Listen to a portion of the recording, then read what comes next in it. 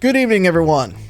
Welcome to IDENTECO After Dark, our weekly nerdy little podcast where we talk about video games, board games, TV, music, movies, and more. My name is Mallo, and I am joined with my co-conspirator, Alex the Humanoid. How you doing, sir? Hey, everybody. How's everybody doing?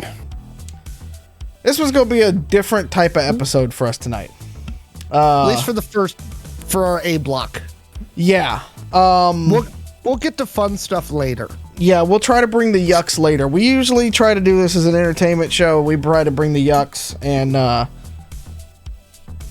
yeah, we're gonna talk about some serious shit up front first, okay? Thank you for joining us live in the chat. We see you there. We appreciate everybody who's subbing, donating. We'll get to that in just a minute, but we wanted to take just a second to talk about Texas. And for those of you who've been following the game for a long time, we're not fans of the state, to put it mildly.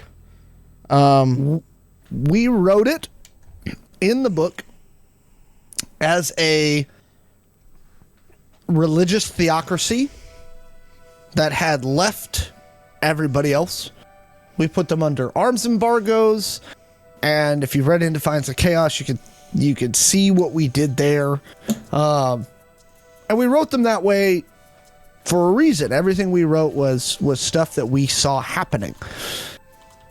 And today we saw more of it happening for those that saw. You want to break down the news, Mallo, what the good old governor of Texas did today? So, bringing it up in here, but earlier today, Texas Governor Greg Abbott signed an executive order targeting trans children. And target is the right word because it is almost completely and utterly targeted at a single group of people who don't deserve anything that they are getting in all of this.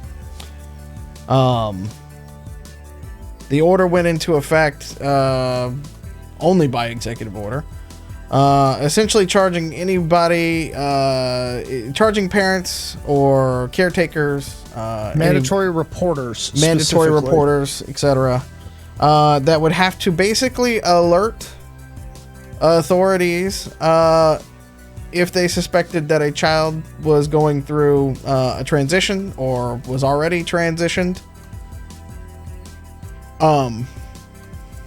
Reporting them to the Department of Family and Parental Services in Texas for child abuse. It was much harder to talk about than I thought it was going to be. I'll pick up the ball for a sec. Here's the deal. First off, you are targeting a community for no other reason than you don't like them. You don't want them. This kind of fits with what Texas has been up to lately, trying to push the bounds of what they think they can get away with. And it's not okay. Honestly, it's legally dubious. It's definitely bigoted. And there's no real purpose to it but to cause trauma and problems for this community and for their families. Specifically here, it's mandatory reporters, which would include like school teachers who suspect that a child is trans and that the parents may be getting them trans treatments, is required to report it to the state of Texas. And that's tip in the chat is bringing children up to 18 years of age. Here's the thing. It's up to 18 years of age, and that's the part where it's like, really? Like, no, I can't even begin with this. Pushback on this has been immediate. Obviously, we were disgusted when we heard about this and what was going on there on so many different levels. Just, I can't even... What even serves as a sign? That's a very good question, Mr. Gunpowder. I don't know. I don't know the answer to that question. I have the order up in front of me. It's purposely written to be vague so they can put it to whatever they want it to be. And they quote some court cases that were actually overturned. They talk about hormonal blockers. They talk about sterilization. The fact of the matter is that Medicare doesn't allow for reassignment surgery until you're 21, if I'm not mistaken. Anyway, and they can't do anything which would be considered permanently sterilizing until they're 21 anyway. So not only does the order not make sense, not only is it bigoted, but it doesn't make sense. I think they're going to get sued into oblivion tomorrow. And I don't think that it's going to go the way that they want. It is, yeah. I also think that they're going to get a lot of pushback in ways that they're going to do this. My suspicion, and I'll be watching for the next couple of days, ACLU will do it. It'll be basically the first person that they try and fire for not reporting, because they'll have to wait for a case. That being said, I think what may happen before then, if history is any indication, is I have a feeling they're gonna roll this back. They're hoping SCOTUS will back them, BitPlayers has. And the interesting thing is, I don't know if SCOTUS will. The other one that I have up in front of me as kind of reference for what's going on right now, this one kind of flew under the radar. This happened in 2019. They issued what was called the Bostock Decision. What's interesting about the Bostock Decision, it was actually written by Neil Gorsuch, who was Trump's first Supreme Court nominee. And when he issued this decision on behalf of the majority of the court, it horked off the far right of the Republican Party something fierce, because Gorsuch was actually the one that said, sorry, LGBTQ people are covered under Title VII. You cannot discriminate based on Title VII, because it is discrimination based on sex, period. It just is, right? And they were really, really shocked that Gorsuch ruled that way and that Gorsuch wrote that decision, but he did. I don't think the court's going to come down on their side on this one, because again, it's too broad and it's too this. If they don't, the only reason they won't is they'll issue it as a states' rights issue, and they'll just not do anything. They'll do a very narrow ruling like they did with the abortion law, because that tends to be the way they're running right now. I think what will probably happen before that is similar to what happened in Indiana, when at that time Governor Mike Pence tried to pass a anti-LGBTQ law. And the list of people and the list of organizations that came against him was Apple, Angie's List, PayPal, Salesforce, the NBA, USA Track and Field, and the NCAA.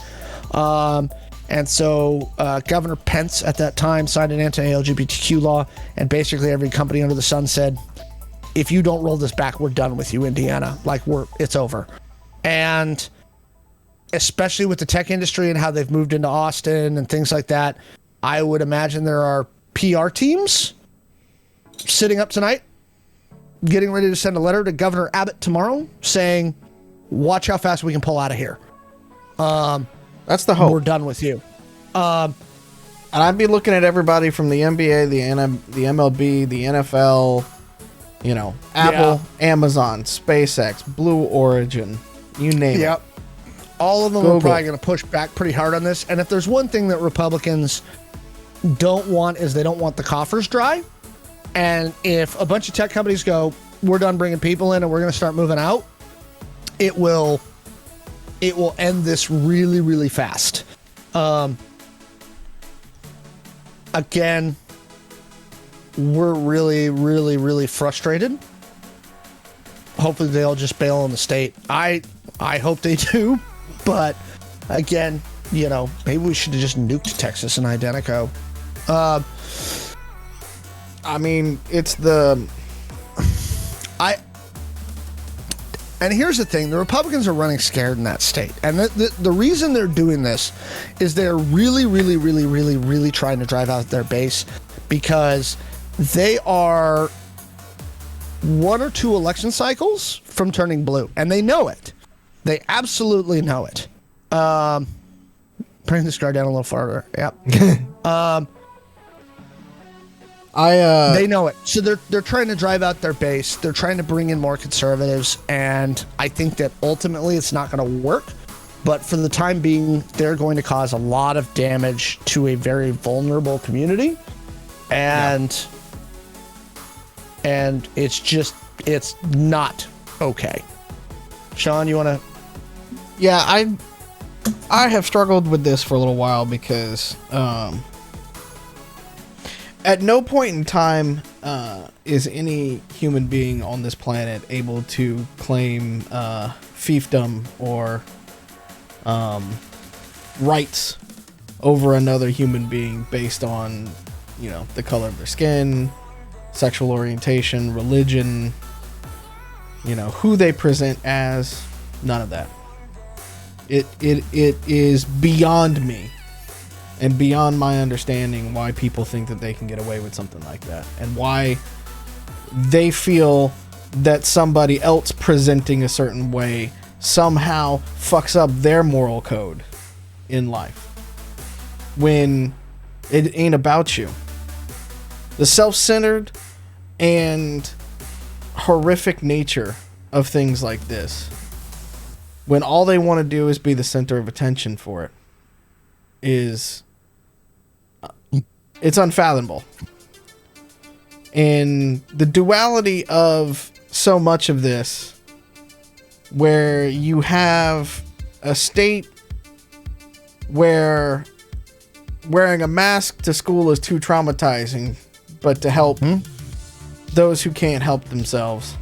But, you know, let's target trans kids who actually just need love and just need some affirmations that they are allowed to exist. And they need that from home. And foster care, CPF, CPS, all of that in America is already tough enough as it is. It is a messy and a broken system that leads to a bunch of broken homes. Mm-hmm. Sometimes for no real reason. And so you're essentially asking these people who have to look at kids in the middle of this and now make a decision whether a kid should exist as they want to exist or not. Or you're asking teachers who, let's be honest, have never been paid enough to do their jobs, have never been supported enough to do their jobs, to now sell out the kids that they love to do this?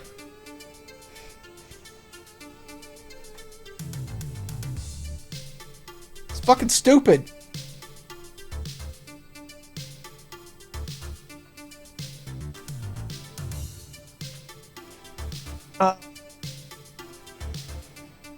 Here's the other thing too. And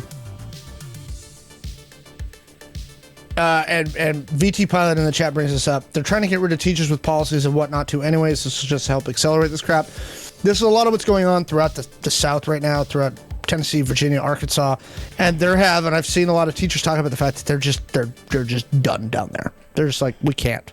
They're getting ready to leave. A lot of teachers who are mandatory reporters, and teachers should be mandatory reporters. One of the major downsides to the schools being closed during COVID is teachers did not have access to children who were actually being abused. Because a lot of times it is the teachers who see this first, who notice this stuff first. But now you're asking them to report on something that's not something that they need to be reporting on. And I'm sure they're going to get major pushback from within the state from a lot of mandatory reporters and doctors. Like, doctors are mandatory reporters. You're going to get MDs now who are treating these kids, or psychiatrists or social workers who are working with these kids, who now are required to report it to the state. Like, are you freaking kidding me? Like this is not going to fly more than 10 seconds. The first rule of it is to do no harm, and things like this are harming people. They go in the exact opposite of it. Yep. I just want to end this particular segment, and we can continue talking about it in the chat if y'all want to, but I just want to make it very clear. Very clear. And if it hasn't been clear from the beginning, this is obviously an important topic to us, but more importantly, all are welcome at an Identico table. Yep.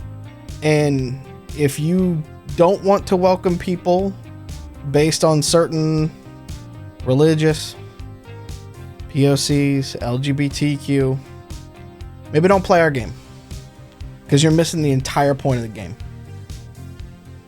It is inherently political what we write. Yeah. And if you don't think that we're not trying to be welcoming for all the groups that are out there,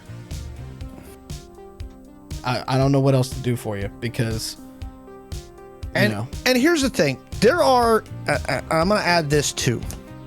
There are people who legit, you don't understand. And I get a lot of people, and I've talked to a lot of people. For those that don't know, I'm also still in the military part-time, and I meet a lot of different people there, people from small towns, things like that.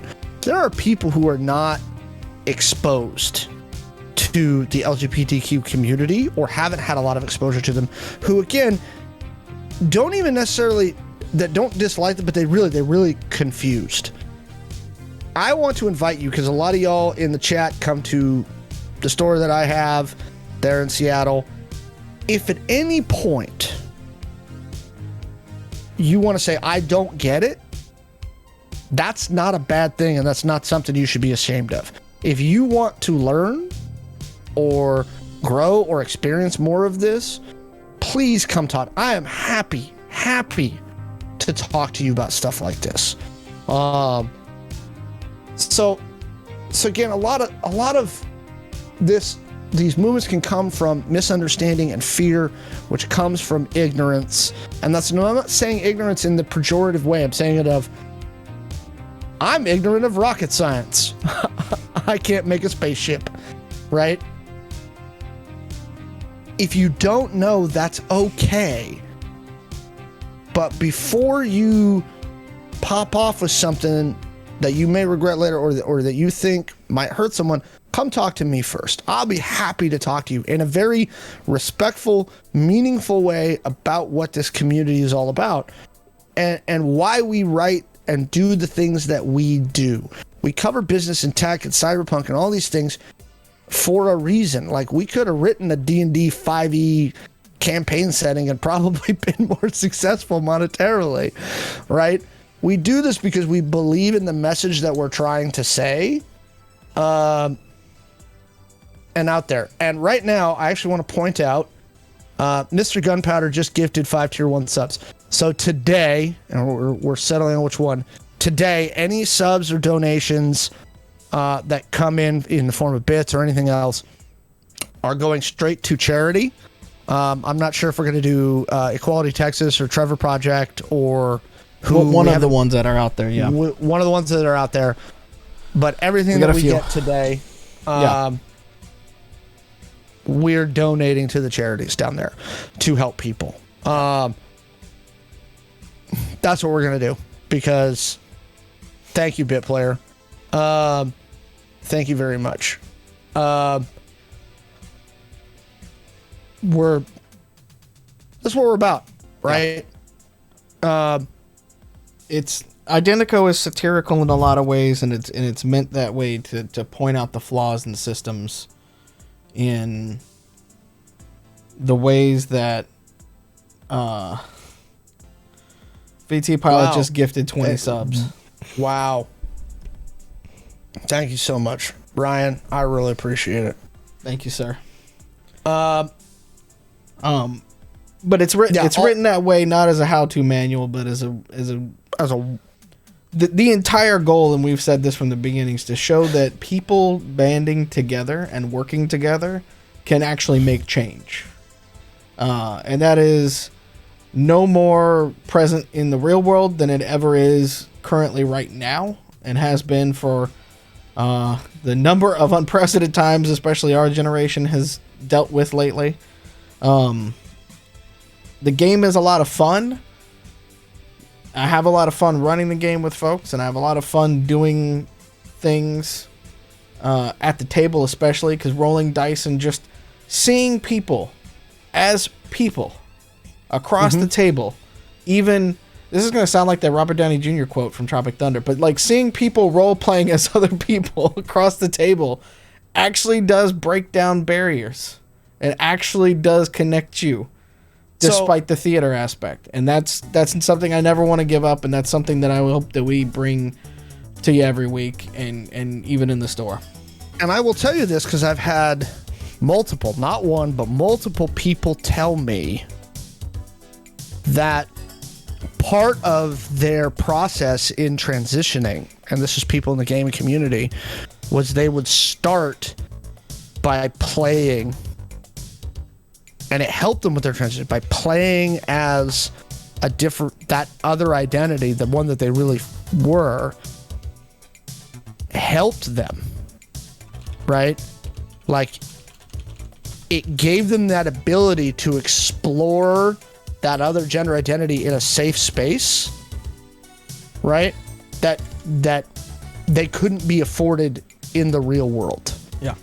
And so that's one of the good things you can do with tabletop RPGs. It's one of the things that we want to do is provide that space. Everybody who sat down at the table with us, like, we have a code of conduct, right? And it's a page long, and it's a page long for a reason, right?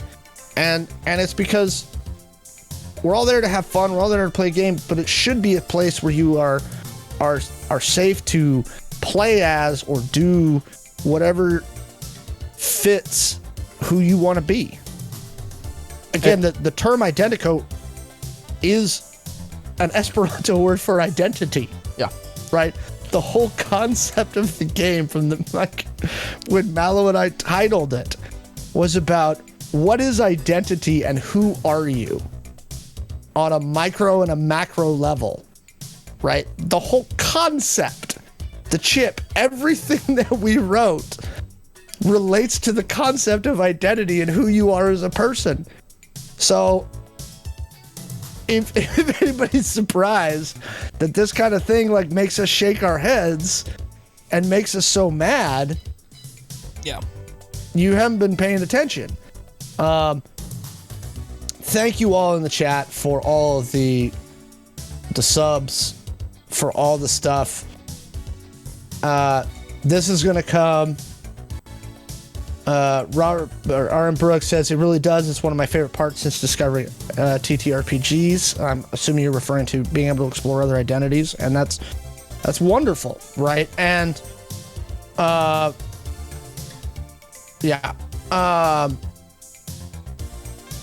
Again, the whole concept was about identity, folks. That was our idea. And don't get me wrong, weird world we live in.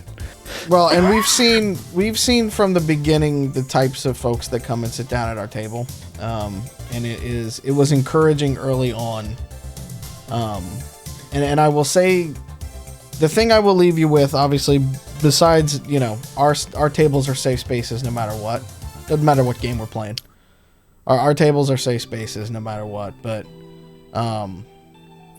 you cannot assume somebody's identity and somebody's background and history by looking at them. Mm-hmm. And when you get that opportunity to get a glimpse into their world, again, that breaks down barriers and that introduces you to whole new concepts and things you never would have thought you had seen before. And It's the greatest thing about TTRPG. It's the greatest thing about collaborative storytelling, and I hope it never changes. And I hope that this group, especially those that are here tonight, never lose sight of that. And I know y'all won't, because again, y'all have sat at our tables, and if you are having any questions or any doubts, hit us up in the Discord. We're always happy to chat. Mr. Gunpowder, Blit Player, VT Pilot, Captain Moore. Yep. All y'all, we appreciate you. Thank you for donating subs tonight. Again, all of the revenue from tonight's subs and bits will go to a LGBTQ charity. With our love and support when it comes to it. Yep. So from our team. Yep. I will say that from our entire team, and I haven't talked with all of them today, but I guarantee you that they will back us. Yeah, on the things that we said tonight. So, we love you all. This is not the end of the stream, by the way. We love you all, but we wanted to start with the most important stuff first and get it out there. Yep. So we appreciate you. Cold open today. Yeah. By the way, if y'all have questions or comments, feel free to drop them in the chat. A few ID points for this. We'll talk tomorrow, Captain Moore. He needs it after last week. Please drop it in the chat. Let's move on to some fun stuff. How about that? Yeah, let's shake it out. We got some. Take a breath. Yeah. Take a breath. Actually, I got one, and we didn't hit it in the rundown. You want to do something different? All right, we didn't hit it in the rundown. Now we're gonna try to. We'll try to bring some upbeat. We had to completely. The world's going to shit, but let's try to keep it upbeat. Yeah. Okay. At least we're not talking about possible nuclear war. Fucking. Vladimir Putin is a bad man. Okay. Street Fighter 6. Oh yeah, no, I put that in my rundown. Yeah. Well, we didn't talk about it. We didn't talk about it. So Street Fighter 6. Let's start with Street Fighter 6. By the way, that picture of Ryu, wow. There's some good memes going out. By the way, if you have not seen it, look for the Ryu memes based on the announcement yesterday.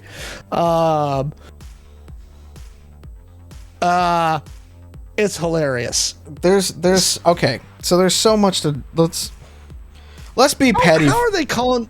Let's be petty for a second. Street Fighter 6. This is like the 15th Street Fighter game. It really is. Can y'all get your naming conventions under fucking control here? Look, I think Street Fighter 15 probably would not come off quite as well, but that Street Fighter 6 logo looks god awful. Yeah, Mr. Gunpowder says it looks so bland. It is. It's been okay. So, in a lot of the things that I have to do with branding and things like that, it really is boring. It has been pointed out by Kotaku and others that it looks like an $80 piece of clip art that you can actually get on the internet. The only thing I can think of that they're doing here, because this is what it reminds me of deeply, and I've been talking and I've been working with a lot of these people lately to the store, it really feels like they're trying to go for this heavy esports team vibe, because that's what it looks like. Yeah, it looks like an up and coming esports team's logo. Right? It looks like what you would pay the kids at I don't know, the kid down the street to make you a logo for your esports team. Yeah, you went on Fiverr. Yeah. And you were like, I need a logo for my esports team. And you paid somebody $30, and this is what they crapped out for you in 40 minutes. That's what it looks like. Captain Moore in the chat says 2099 Street Fighter 2 is holograms fighting each other. Let the Wookiee win. That's all I gotta say. Yep. But for real, it looks like there's a ton of memes out there, but it looks like it looks like an old Taiwanese retailer logo. They got that from the BC News in there. Sunfar 3C is a major electronics chain selling gaming computers, peripherals, video games, and gadgets. Who did that line? Me? Terminator in the chat says they might have gotten better if they'd actually paid them $30. It's entirely possible. Like, wow, terrible. there's a bunch of pictures from Google Maps about showing the logo actually in Taiwan too. Holy fuck, man. It's terrible. I mean, come on, y'all. Do better. Remember a couple of weeks ago when I said I wasn't going to cuss as much on this so we could stream it at the store and Texas. I've been streaming it. I've been streaming the store regardless. Texas is Texas. It looks like, oh, this is a good one. It looks like the notification badge on Discord when you don't have a picture and it's just SF with the little red 6 thing next to it. There you go. Like, that's terrible. Also, that picture of Ryu, yeah. I mean, even I'm like, like, this is how bad. Let me put it this way. This is how bad by Cooler Master. Yes. The chat. Street Fighter 6 is presented by Cooler Maxer and Monster Energy Drink. Oh, it's terrible. You know there's going to be a Monster tie-in, too. Yeah. Well, right? I mean, like, I've been trying to get a hold of the Halo Monster Drinks for the store for like 2 weeks now. It's terrible. Oh, my God. I mean, here's the thing. You know a logo is so bad when design blogs start picking it up. Like, design blogs that I use for my designers at work and stuff like that have picked up on how bad the logo is. So I just also it's in a hexagon but not an octagon, so I guess they couldn't steal UFC. I don't know. Like, it's not that far off Cooler Masters. Okay, now I gotta go look up the Cooler Master logo. Oh geez, you're right. Seriously, like, oh yeah.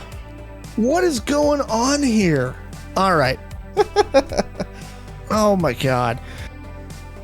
I mean, it's and I actually like Street Fighter. Okay. Oh no, like, I do too. I'm a fan. Right. I have so many like happy memories of playing Street Fighter 2 Turbo. But like, here's the I thing. can still do impressions of the thing. Monster tie-in punching sheetrock. Just Kool-Aid Manning through the window. Okay, come on. Busting the car in Street Fighter 2 Turbo, like the breaking the car like thing, was one of the most fun things to do in that game. It was like, right? And Chun-Li was always Chun-Li and E Honda were the best ones at it because they had E Honda had the 100 hand slap, and then Chun-Li had the little kick, the lightning kick. Yep. Okay. The best part of Street Fighter is the fact that Guile's theme music goes with anything. The character's name is Kyle. All right, and we all know.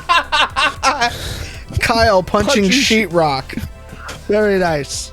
Very nice. I love it. But I mean, so to carry this forward though, it's like, remember when Mortal Kombat changed their logo when it went all gritty for next gen consoles and stuff like that? Yeah. Like, yep. That fit because they carried that gritty style through to the rest of the game.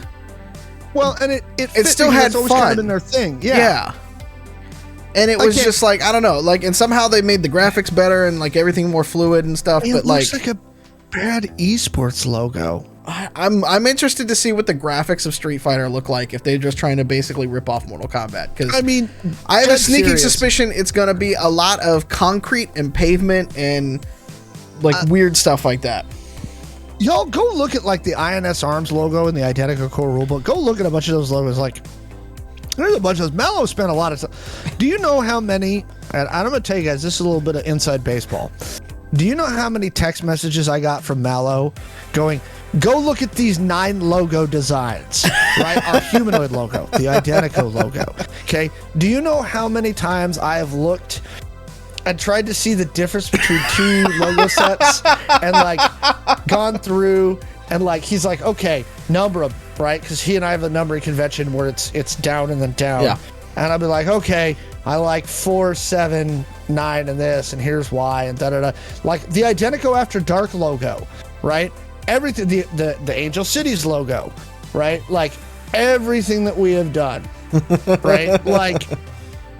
like it takes work. You got to put in the work. What and I have fools approve this? Yeah. I want to have a conversation. I want to have a conversation.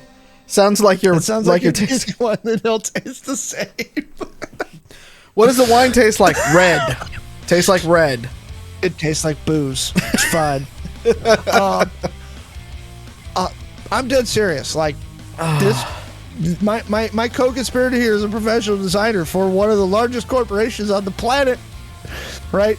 And he brought all of that design stuff to Identico. There's reasons behind everything, and believe me, he and I have sat and looked at logos for hours. I have pages of logos that now, to be I fair, took down. Yes, he at least consults his non-designer partner on the logos, and at least asks what I think and which ones I like the best. Or when I get really excited that I was able to extrapolate the Identico logo from the book into all 65 versions you need to have a full logo suite. That was a good Saturday afternoon.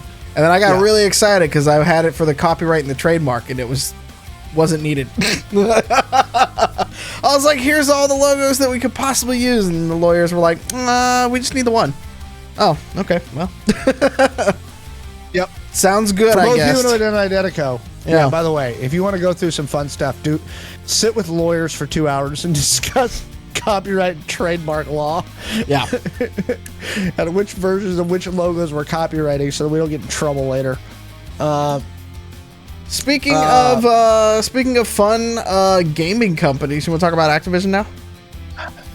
Yeah, which piece you want? Let's start with, since we're talking about, repeated video games, let's start with COD. No COD's Call of taking a Duty break. next year. Yeah. So Mel and I were talking about this when we were working on the rundown. I think this is a good idea. I think Call of Duty needs a break. Okay? Assassin's Creed got better when Ubisoft stopped doing them yearly. Yes. You mean Microsoft? Well, we're getting to that. That's the second part of the story we're going to talk about. Because there's a few interesting developments that probably flew over people's radar about that Activision deal. So I'm kind of glad that COD's taking a break. Yes. It's needed because even according to EA, COD didn't hit numbers like they thought it would. And I just thought of something else too. We'll talk about it in a second. COD didn't hit numbers. Warzone in the Pacific did not do what they wanted it to do. I mean, it's still, we looked at this right before we went live. It's still in the top 10 of streamed games, and it's still a hot esport commodity. A lot of the big Call of Duty streamers, several of them are now on YouTube streaming instead of Twitch, so that obviously tanks the numbers a little bit, but I see the Tim the Tap Mans and the Dr. Disrespects and the Z-Laners of the world and stuff, with 40, 50,000 viewers apiece during the daytime. So it's still being held on a little bit by that, but yeah, Warzone's pretty stale. Let's be honest about that. Like, it is, in the chat, it's also forcing a series to be yearly lets it grow and take time. Yeah, if only EA would apply that to Madden, then I would not want to throw things. True. I like COD fish with guns. You mean Patrick from? No, I want to see SpongeBob and Patrick just like fully Rambo'd out now. Out of the FPS games that came out this year, I think Halo came out the best. Yeah, I'd say that's probably true. Battlefield 2042 was a dumpster fire. Thank you for mentioning what just popped in my head a minute ago, because have they done a shit show this week? Yeah. Battlefield, Battlefield, and I'm just gonna, I wish Art was here. My friend Kaiser Von Grauer, twitch.tv/Kaiser Von Grauer. He and I used to stream Battlefield all the time. We used to do 24-hour charity streams. He's a Twitch partner for a long time. 2042 was terrible. Very, very bad. For me, it's been a long streak of terrible Battlefield games because I didn't like Battlefield 5 or Battlefield 1. Looking back at them, Kaiser's busy at the moment. I know, but his community would have come over here and watched him because we would have had a complaint session about Battlefield, and they would have been here for it. But so when I say that I've played a lot of Battlefield, I've had thousands of hours in the game in a whole community of other streamers. Your big brother Steve, a ton of other folks that like, Vince's Graphic, all these guys. We used to be real tight. That used to be my channel before this. Used to be streaming Battlefield pretty damn regularly. In fact, most of my clips for my intro are from Battlefield with Kaiser, actually. Earlier this week, they basically blamed Battlefield's downfall on another game. Y'all sound like those directors blaming Marvel movies for your movies doing crap at the box office. The quote was basically, Halo Infinite made it tough for Battlefield. The voice of Master Chief. And no. And then they went on to blame their own community for not supporting their piece of crap game. That's not how this works, man. That is not how this works. Y'all sound like Scorsese being like, The Irishman did crap on Netflix because everybody wants to watch Marvel movies. Shut the hell up. Not only... No. Halo has its issues. I enjoy the multiplayer of Halo right now, but it gets boring after like half an hour because it's the same maps and the same gameplay that's been out there for a while. That's fine though, because when you get into a Halo game, that's what you want. It's a very competent shooter. It has its mechanics. You know what you're getting with the game. All Battlefield 2042 had to do was go back to Battlefield 4 and update the graphics. That's it. That's all they had to do. Everything else was fine. But they didn't. They went off and did some other stupid stuff and made the game basically unplayable. So not only was the gameplay loop unsatisfactory and unsatisfying for a player, but the amount and type of the bugs and everything else that comes along with a big first-person shooter release and stuff like that was inexcusable. And then to say that like the content, the first season wasn't going to come out until June of this year is just, the game's been out since October, I think. I want to say it's been out. It was out before the store opened because it was one of the first 5 games we bought for the PS5 that we've got in the building. Yeah, you might want. We were hoping it was going to be good. You probably want to see if you can get your money back. So like that's like it's inconceivable. Like as a major company, EA, to be doing that and then to have their community managers blaming their own community for the lack of success for it. And I've seen bananas. It's bananas, and I hate it for a lot of the streamers who went and made Twitch partner, and this is now their lives, who were streaming Battlefield for so long, and it's literally unplayable, and they've had to all find new games. It's like a Survivor side where like we all sit around the bar and talk about the good old days, when a game was actually competent. So. It didn't even work when you got to it, too. Exactly. Speaking of crap games, Steam is implementing some stuff which I can only think are there to hit the shovelware developers. So Steam announced that they are changing their discount rules for devs on Steam. That they run a launch discount, once it ends, they can't run any other ones for 28 days. You can't discount your product for 28 days following a price increase in any currency. You cannot run a discount within 28 days of your prior discount. Discounts for seasonal sale events cannot be run within 28 days of releasing your title. So all your Steam summer, spring, fall, all your Steam sales where you end up spending too much money on games that you never play. And let's just not talk about on top of my Warhammer pile of shame. I have a Steam pile of shame of cool games that I bought and either played once and then like forgot about. I'm still waiting to play. What game was it? Knockout City. You and I played that. We played it. Stream. We played it like it's 2 a fun times. Game. I enjoyed it. Joe went and bought the game, which is amazing, by the way, and still hasn't played it with you. I'll be honest. I actually really, that was probably one of the best games that I've bought recently. Just because the aesthetic was so much fun. So Steam did this. Any of you who followed Valve for a while knows that Valve has this tendency to change policies or release stuff. Valve as a company is very opaque. They are very quiet internally. You very rarely see leaks. They don't talk much. And they have this tendency to release these broad policy changes and all this broad stuff really rapidly without any warning or any explanation. So this doesn't surprise me that Valve did it, but they're not saying why. I can only think that what they're trying to do, they also limited the discount things. You can't reduce over 90 and under 10%. So it has to be between all 10 and 90%. Yeah.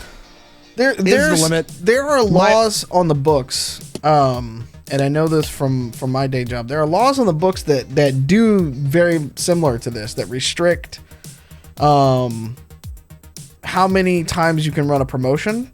Because if you have a manufacturer's like an MSRP, if it's always on promotion, it can no longer be the MSRP. Then whatever it's always on promotion for becomes the MSRP by trade. So I don't know if this is in reaction to like digital pieces and stuff like that happening, but no idea. I'm actually good seeing this because the anytime that you game the system like that, it's rough because it puts a lot of other, and we deal with this with the price of Identico in certain things, in certain other markets that are very similar to Steam.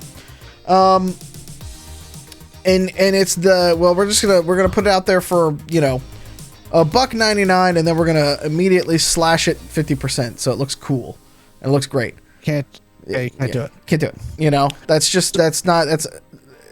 what, first off, you're not even making any money, but second off, it's anti-competitive trade. Yeah. And so the only thing I can guess about is, again, they're fighting the shovelware people that are playing games with discounts to move units. That's my best guess on what they're doing here. You see it actually on drive-thru and a couple of the other tabletop sites where people will do that pretty frequently. And drive-thru doesn't have those restrictions, but we still don't do it anyway. Now, the weird thing is that we only have so much control over the discount system. I'm sure Valve's the same way. We can put something on discount, but they can also do it just of their own volition if they bloody well feel like it. Yeah.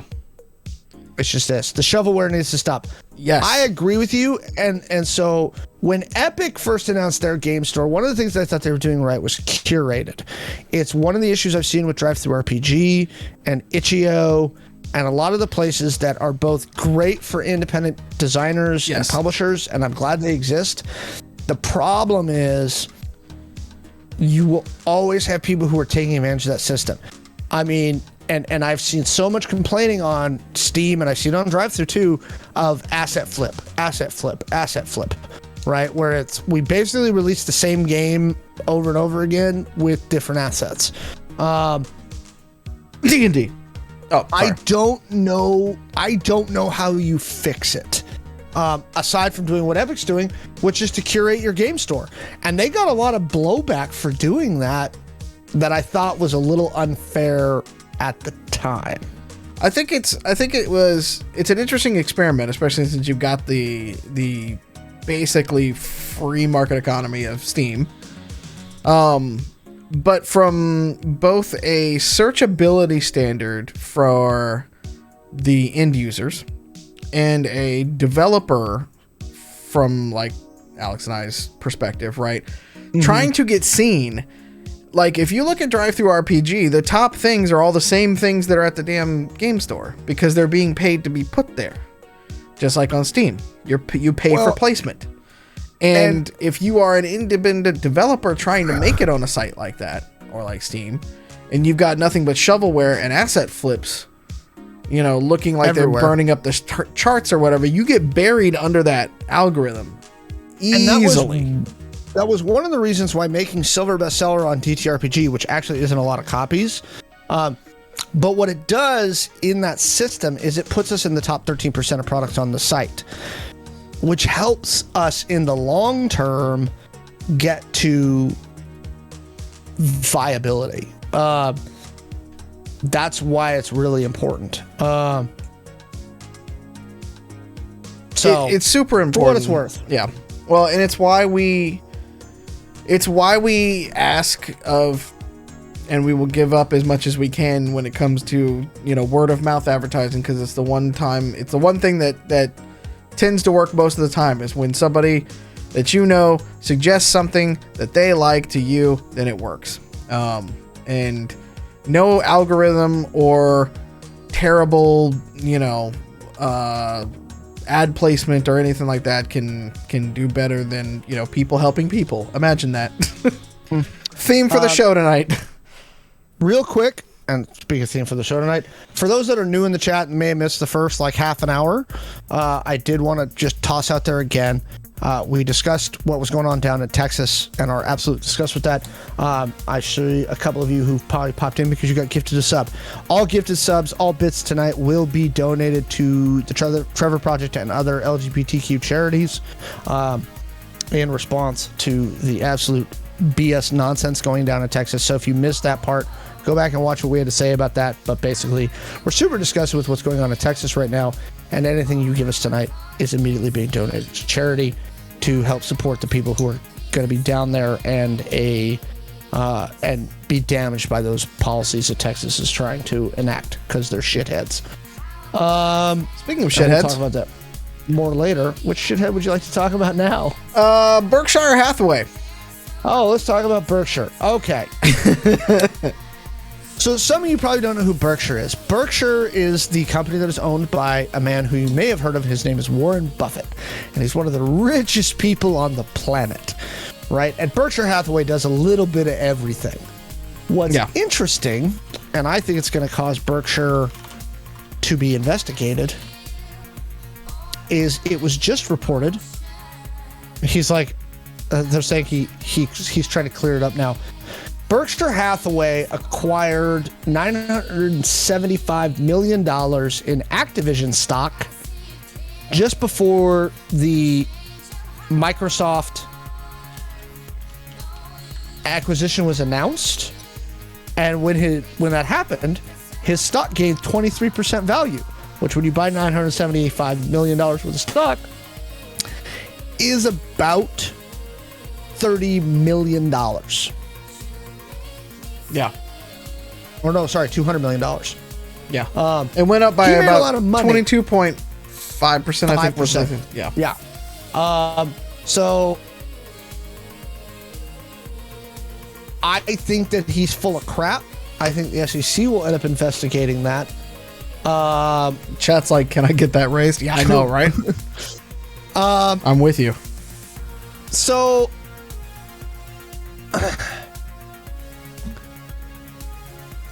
I mean, what do you do there? Because it's like, does it put the Microsoft? Can we just eat them? I wish. Let's just eat the rich. Yeah. I mean, that's every time somebody says that, there's a great Aerosmith song from back in the 90s that is actually called Eat the Rich, and it's about what you think it is. And it was my 5-year-old introduction to that concept, or maybe it came out a little bit later than that, but you know what I'm saying. So it puts a weird spin on the Microsoft acquisition, and I don't know if it would be held up by any investigation that would be happening there, because you have to assume possibly insider trading, which means they have to go through all of Blizzard Activision. They got to go through Microsoft and have interviews and all that kind of shit. And as far as I know, the feds have not actually approved the act.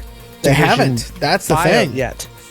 And that's why this is also a big deal, is if the feds think it smells fishy because of what's happening with Berkshire, they can put the kibosh on this whole deal. They can go, y'all doing some shady stuff. And it actually came out this last week where the filing came in from Microsoft about what they claim was the process of them going, okay, we're going to buy Activision Blizzard. Mm-hmm. So that filing was just released this week because it has to be released publicly because they're both publicly traded companies. And I don't know. This one might get kiboshed. And I think that's interesting because Berkshire screwed up. That's right. NVIDIA and ARM, we had talked about this, I think, in the chat. But yeah, NVIDIA and ARM's, the purchase got called off. NVIDIA did not get a chance to buy ARM as a manufacturer. That doesn't surprise me. On the Activision side, and this kind of goes back to kind of like activism and what we can do with things. Obviously, last year, all the stuff with Activision Blizzard broke, and a lot of people started deleting and saying, okay, we're not going to support them anymore. Sadly, it appears that it did not have the effect that we were hoping it was going to have, in that Activision Blizzard made $8.8 billion last year, which was just over $700 million more than they had made the year prior. Activision wasn't hurting, folks. Yeah.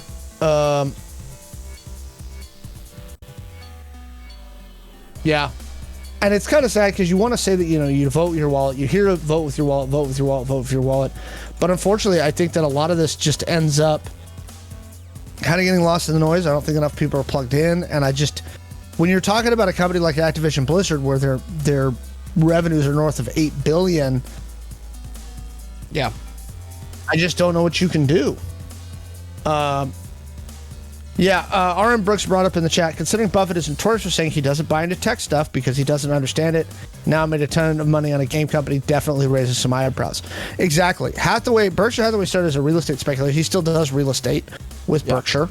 I actually thought about using them to sell my last house. I will say, though, that as of late, Buffett has bought in significant amount of money with Apple and Amazon.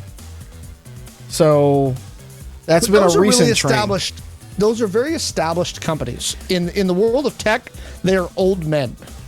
True. I would argue Blizzard Activision is as well, but it's fishy. Let's put it that way. Yeah. It's fishy. It is very fishy. I would not think of Blizzard maybe for Call of Duty you would know the name Activision. Maybe you got pitched it, but boy, does that sound. Is your first video game purchase in there? That's just, I don't know. It's weird. Yeah. I'm not saying anything. Weird. It could, the bit player saying it's theoretically possible. He read the room and saw what was happening. But it's a hell of a coincidence. Let's put it that way. He knows Apple and Amazon, but he doesn't strike me as someone who knows video games. Yeah. Well, and again, it's not just him. He's got a boardroom of folks that then have their own boardroom of folks who are looking at all of this stuff.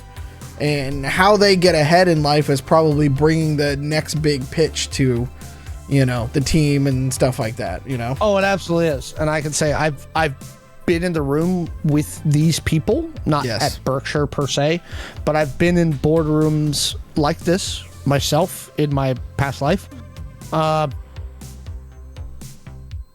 These people don't operate on the wavelength, and they're not going home on the weekends and playing WoW. Yeah. No. They're not leveling their night elf priest while they're day trading.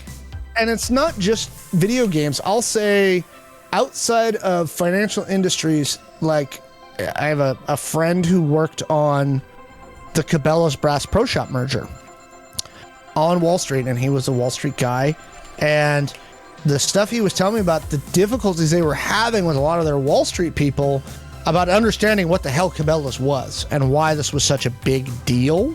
Because to New York Wall Street people, they're like, what the fuck is Cabela's? Right? Like, they legit have no, connection there. Like, it just doesn't jive for them. Exactly. They do not know what it is. They're grinding levels in golf. Yes, they are. They are grinding levels in golf and tennis. See, most of y'all are West Coast people, right? So you don't really like tennis is a huge. It's not just golf; it's tennis. That's what the really rich people play because it's faster. It's kind of like playing like Warhammer versus like skirmish games, because you can play like 3 games of tennis in the time it takes you to do half a round of golf. Yeah. And that's where the other rich white people go, is tennis clubs. So take that for what it's worth. Yeah. It was a big merger. I said I got kind of a friend of mine was on that team that was doing that merger, and it was interesting to hear some of the inside baseball stuff about what happened on Wall Street during that merger and getting it done. And so again, that's another reason why I'm kind of like, when I saw this Berkshire article, it's weird. Yeah. It's just weird. Yeah. That's all I got with that one. That's all I got for tonight, actually. I will leave you with a pro tip from Gator Pete in the chat. Apparently, do yourself a favor. Favor. In these trying times. Words are hard. Because something just popped off in the middle of this stream that I'm going to sidetrack into that, but go watch Gary Busey Pet Judge on Amazon Prime. Nice. I didn't believe this was a thing. And then he told me about it, and I had to go watch it, and oh my God. Having done a commercial with that dude, oh my God. So imbibe whatever you need to imbibe. It's only got one season, I think. Probably. And I guess go check it out, because wow, it's a ride. It's something else. Yeah, that weird. Yeah, it's something else. I'll tell you that. Look, Gary Busey and Nick Nolte are like your weird uncles of showbiz. 100%. Okay, Strange like, people. Not hating the on racist, not the racist bad uncle, but that one uncle who's like, this one time I was in Tijuana. Let me tell you what happened. And you're like, I don't know if I want to know this story.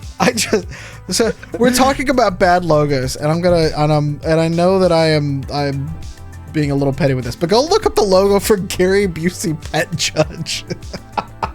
Germinator, TTRPGs are a bit easier to debug mid-game. Yes. Kind of, but there's an interesting thing, and I actually was at the store the other day talking to somebody who came in, and she actually majored in game design and took stuff in tabletop RPG design. And we were talking about different RPG systems and the math that goes behind them. They're weirdly hard to debug. Yeah, and I'm gonna be honest. Somebody asked at the top of the show, before we had gone live, if this episode was going to be about a bunch of Identico changes. Nah, I'm approaching 10,000 words right now. We're working on it. For it. I did something to the hacking section last night that either is going to completely throw the game off, or it's going to do a lot of fun things. And when I tell people I owe people stuff, I actually owe Sean a review. I'm going to tell you guys the inside baseball. I owe Mallo a review of all the stuff. It's not an errata. It's like 1.5 almost at this point for some sections. We're tweaking. And the best part is I'm gonna give it to you for free because I like it. I'm actually, when I wrote it, like famously, I don't sleep. And what I wrote at about 1 o'clock this morning, I'm actually quite proud of how I came up with this math. So I'm gonna have to check his math. Yeah, you're gonna have to check my well, and it's not fully fleshed out, but I want to try. I want to test it a little bit coming up in some of the store games. So if you're a hacker and you play in our store games, we might try it out and see if it works. Tabletop RPG GM can deviate from raw easier than a CRPG can go get scrubbed. This is true. Yes, this is very true. And anybody who's played with us, you guys, anybody who plays with Mel and I was talking to Wildling about this earlier today, because she's going to be running a new living campaign at the store soon, and she's she wants to make sure she gets right. I'm like, let me tell you something about rules, right? Let me tell you something about rules. They're more guidelines. Me and Mallo run rules how we see it more often than not. Like, we're pretty bad about it. Chat. But here's the thing. One's in the chat if I should tell Alex about one of the things we did during Angel City Stories we messed up on. Give me ones in the chat. Twos if you think I should keep it a secret because it's really funny. But ones in the chat if you think I should say it. Y'all let him know. Oh, there's a lot of ones in there. Holy smokes. That's all ones, dude. It's all ones. Oh, it's even all the emote one. We got an emote one. By the way, we need to redesign the emotes And we also need to redesign rewards because we still have rewards from Angel City. That's a preparation for one of the new shows for the rewards, for the bit rewards. We have the lewd one there. All right, so I think the votes are in. So go ahead. So you remember regarding how Titus died? Yes, exactly like that. 15 people have come up to me after reading the rule book and watching the show and being like, he shouldn't have died, right? And I was like, we talked about it in the break. Everybody was fine about it. And then I go back and reread the rule and I'm like, well, son of a bitch. Not right. And then I remember that you and I got so excited because we were like, yeah, we finally get to show a player death on screen and how cool it was. And and it's made a great story. It ended up working out better because of the change. It did. Because that was the turn in Angel City Stories. So if you haven't watched Angel City Stories, go back and watch that. Strag here. Oh, okay. So Strag is Kevin. Strag, correct me if I'm wrong. Strag has been running a running campaign between two stores down in the Olympia Lacey area for probably 3 years now. Kevin, correct me if I'm wrong. Billy is much cooler than Titus. I thought Billy was a lot more fun to play than Titus. You very excited to bring him back. Yes. Go watch it again, Germinator, because you'll notice there was something very specific that happened when Billy came into the stream. Yes. That Mallo and I did very intentionally. And if you watch it, you'll see what the strategy there was with how we were structuring the player interactions and how we were structuring the story. So again, a little bit of inside baseball.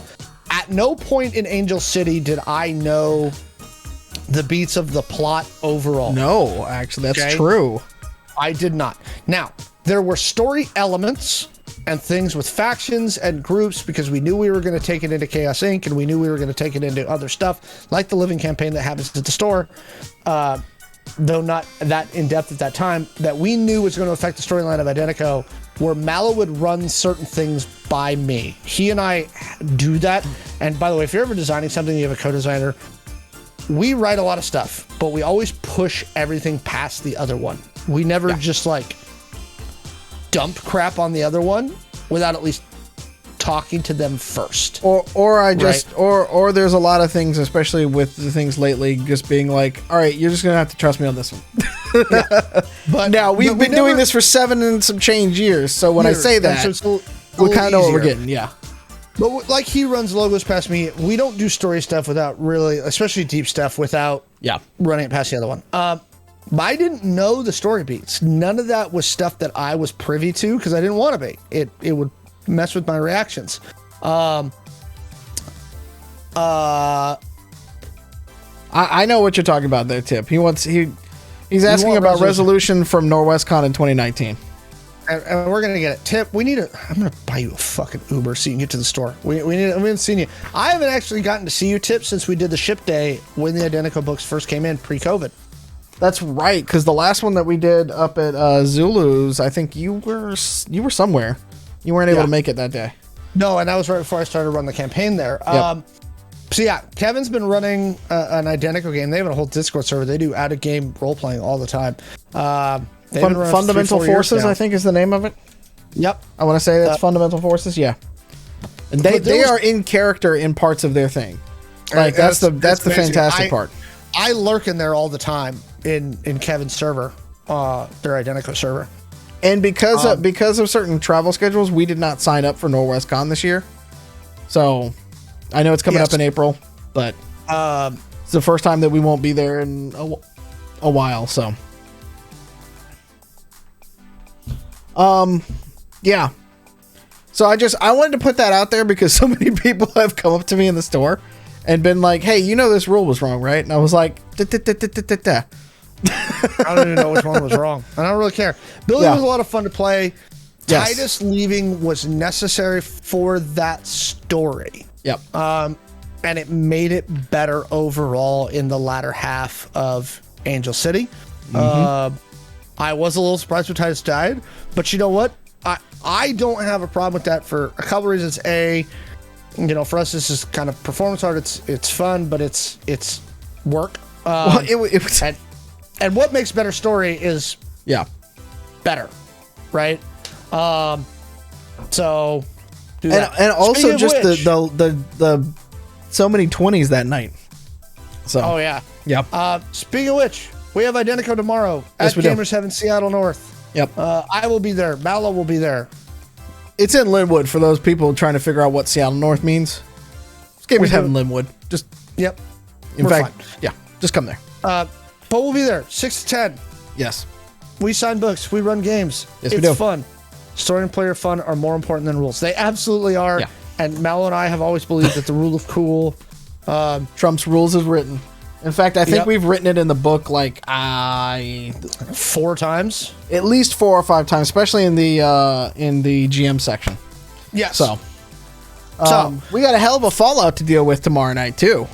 In tomorrow and night's a bunch sessions. of new characters, like 'cause Bunch we of got new characters. Dead ones. Yeah. We got Yeah. dead ones. We got stuff like that. It's gonna be interesting. Also, I may have recruited a new writer tonight for Identico, right? And it's somebody we worked with years ago. And if you have a chance, go look up the RPG Academy podcast back in 2017, 2018. We did a 4-episode arc with that crew, the RPG Academy podcast. They're great. One of their people is Caleb, Yep. who's on Chaos Inc. with us. But Michael, the one who runs a different Michael than the one that's on Chaos Inc. So Yeah. many Michaels. They did a 4-episode arc of Identico back in 2017, 2018. It's still up on their podcast stream. Go check that out. But I'm in talks with Michael. I started a We have some. Conversation. Well, we have a lot of irons in the fire. With Identico, because I think the other thing that I would probably say is if you notice down below, we have a new sponsor, Michael from the RPG Academy. So I think he's on our Twitter. He is. You look for the RPG Academy on Yeah. Twitter, because he doesn't have a personal, he just runs it through his brand one. Yeah. So go check them out. Yep. We do have a lot of irons in the fire. By the way, all y'all at the store and being able to run these games and seeing how much y'all love it has really like reinvigorated Mallo and I in the development side. It's hard. Being a creative and creator is hard all around. Like, Yeah. but it's the feedback and seeing people buying the game, playing the game, having fun with the game. That's what it's all about. And so It has really reinvigorated our creative process, and I really appreciate all of y'all Yep. who've been there playing with us and hanging out. So thank you very much for that. Yes. One last time, I think we're getting close to the close. If you missed it before, any subs bits, anything like that tonight is going to go to one of the LGBTQ charities down in Texas who's helping them out. So do that.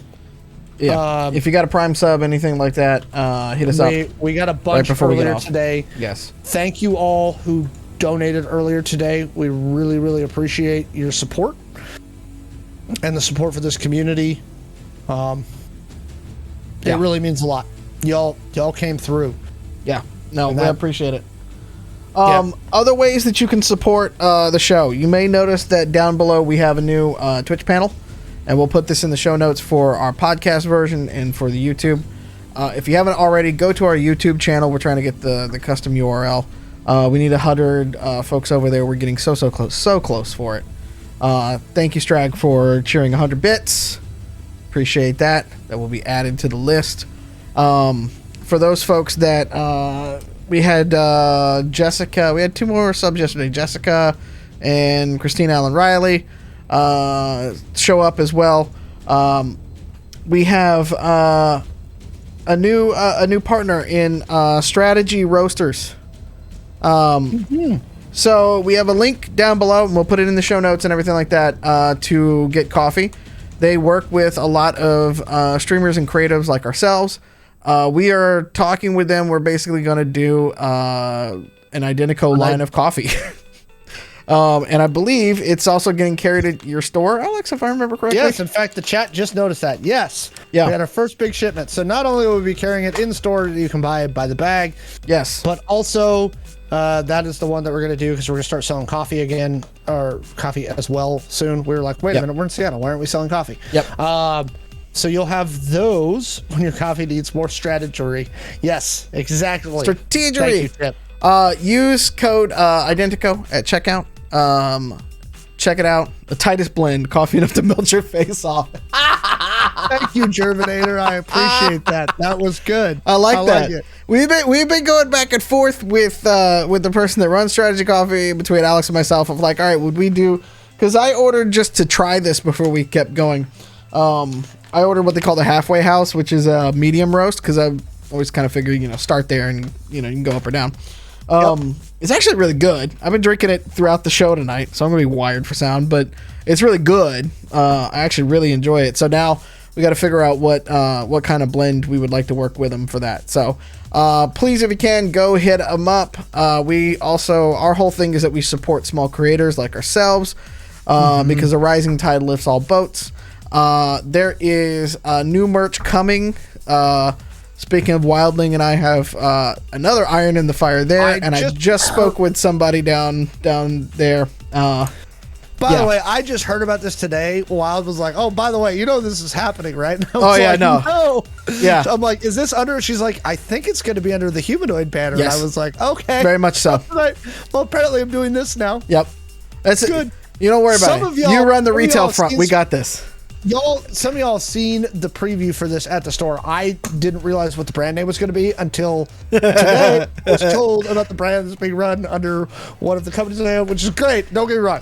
I'm just laughing because there's so many things going on that she was like, "I think this is going under your brand," and I was like, it very much is. Yeah, good to know. It's already on sale on our site. If you go to playidentico.com/merch. Of what's to come, and yeah, boy, and was I. Y'all don't know what's about to come. She's very excited. I was very excited. It's very, like you said, it was when I brought it out, you were like, it's a triple entendre, and I'm like, yes, it is, on many levels. It's about to get worse. Yeah, it's gonna be so good. And by worse, I mean so much better. But that's coming. Also, Hero Forge, we're an affiliate. Yes, we are. There's lovely folks here. Look at these fancy minis you can make. They do 3D custom printed minis. They're awesome. There's a guy on a motorcycle with a sickle chain and a machine gun. All right, go check them out. They are awesome. Please do, especially if you want to make robs. They got a lot of robots there. They don't quite. You can do some robots. You can do some. You can do some robots. You can do some rail guns. Yeah, you can make it happen. You can do it. We've done it. So go check those folks out. It's Order Pim and Tech. Yep. Yes, it is. I kind of want to leave this. We always say stay weird at the end of the cast. I want to say this. Stay kind. I think right now, with everything going on, the thing that I want to say to y'all is be kind to each other. I'm going to Bill and Ted it up, right? Right? Be righteous. Be righteous to yourselves. Be awesome to each other. Yes. Okay? Like, be kind. Yep. That's what the fuck we're missing right now, is some kindness to our fellow human beings. Yes. So, be excellent to each other. Thank you, Bit. I appreciate that. Chat still undefeated. Love I want Keanu. Right? Yeah. You're awesome. Be excellent. I might cut that into the video now. Be excellent to each other. Do some heart hands. Just be kind. Okay? It's rough out there these days. Yeah. It's been rough for the last few years. Literally, we got 2016 and then we rolled into a pandemic, and it's been a battle, and we appreciate the community. Y'all have been here for Identico, the community y'all at the store, the community you all create with each other. But again, be kind. Yep. That's kind of where I want to be. Or as I like to say at the end of every one of these episodes, not only be kind to each other, but be good to yourselves. Be good to each other. Mm-hmm. Drink your water. Take your vitamins. Stay weird. We love you so much. And we will see you next week, all right? See you next week. Good night, everybody. Good night.